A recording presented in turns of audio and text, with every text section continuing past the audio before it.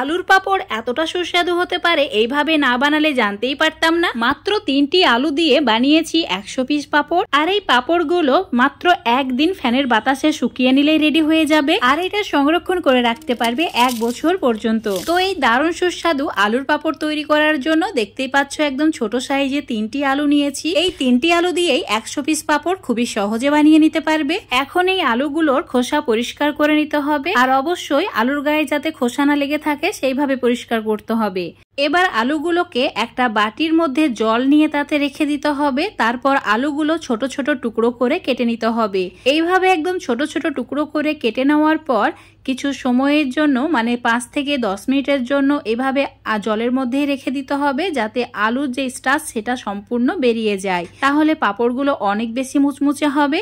এখন তোমাদের 10 মিনিট পর দেখাচ্ছি। জল থেকে ছেঁকে নিয়ে আলুর টুকরোগুলো মিক্সচার জারে নিয়েছি আর এরই সঙ্গে 1 কাপ জল অ্যাড করে দিচ্ছি।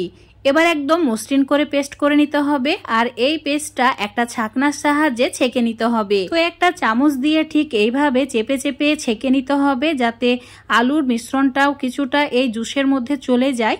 দেখতেই পাচ্ছ খুব সুন্দরভাবে এটা রেডি হয়ে গেছে।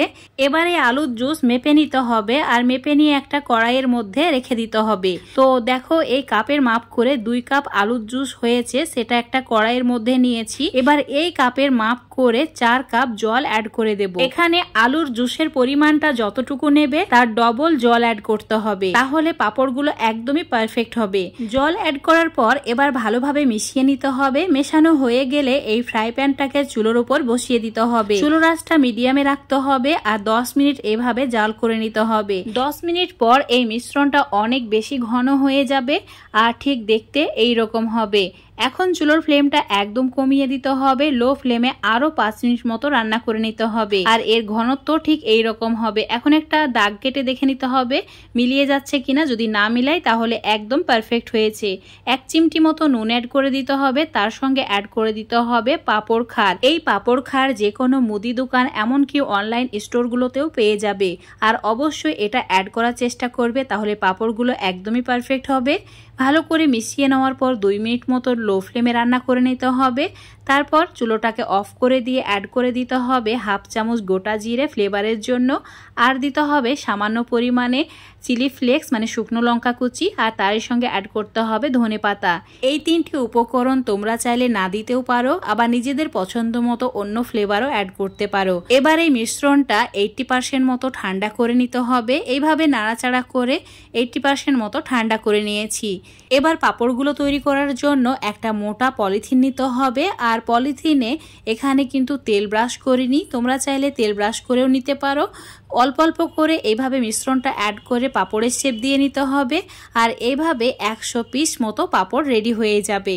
তো এই পাপড়গুলো এতটাই মানে সহজ তৈরি করা যে একদিনের মধ্যেই শুকিয়ে যায় ফ্যানের বাতাসে। তোমরা চাইলে রোদেও দিতে পারো। রোদ্রে যদি তোমরা 2 ঘন্টা রাখো তাহলেও এটা শুকিয়ে যাবে। তো এই পাপড়গুলো বারান্দায় ফ্যানের বাতাসে রেখে দিয়েছিলাম। বারান্দায় হালকা একটু রোদ এই পাপড়ের মধ্যে পড়েছে। আর এই পাপড়গুলো খুবই অল্প সময়েই শুকিয়ে গেছে, দেখতেই পাচ্ছ। আর এই আলুর পাপড়গুলো তোমরা স্টোর করে রাখতে পারবে 1 বছর পর্যন্ত। তো অবশ্যই ভালোভাবে রোদ দিয়ে নেবে, তারপর কোনো এয়ারটাইট কন্টেনারের মধ্যে ভরে রেখে দেবে। এখন এই পাপড়গুলো তোমাদের ভেজে দেখাবো। আর তেলে দেওয়ার সঙ্গে সঙ্গে কত সুন্দরভাবে এগুলো বড় হয়ে যাবে। তো দেখতেই পাচ্ছ তেলটা ভালোভাবে গরম করে নিয়েছি। এখন তেলে দিয়ে দিলাম আর কত সুন্দরভাবে মানে কয়েক সেকেন্ড লেগেছে এগুলো ভাজতে। 5-6 সেকেন্ডের মধ্যেই ভাজা হয়ে যাচ্ছে। তো অবশ্যই বাড়িতে একবার এভাবে আলুর পাপড় বানিয়ে খেয়ে দেখবে। এটা বানানো খুবই সহজ আর খেতে খুবই সুস্বাদু। তো বন্ধুরা আজকের এই রেসিপিটা যদি তোমাদের ভালো লেগে থাকে অবশ্যই লাইক শেয়ার কমেন্ট করে দেবে। ফেসবুক পেজ থেকে দেখলে পেজটাকে ফলো করে নেবে। ইউটিউব থেকে দেখলে চ্যানেলটাকে সাবস্ক্রাইব করে রাখবে আরো এরকম রেসিপিগুলো পাওয়ার জন্য। তো বন্ধুরা আমার রেসিপি ফলো করে তোমরা যদি একবার এইভাবে আলুর পাপড় বাড়িতে বানিয়ে খাও, আমি গ্যারান্টি দিচ্ছি দোকানের পাপড় কিনে খেতে তোমাদের একদমই ইচ্ছা করবে না। দেখতে পাচ্ছ কতটা মুচমুচে হয়েছে সেই রকম খাস্তা। তো বন্ধুরা অবশ্যই একবার বাড়িতে ট্রাই করে দেখবে, তারপর আমাকে কমেন্ট করে জানাবে।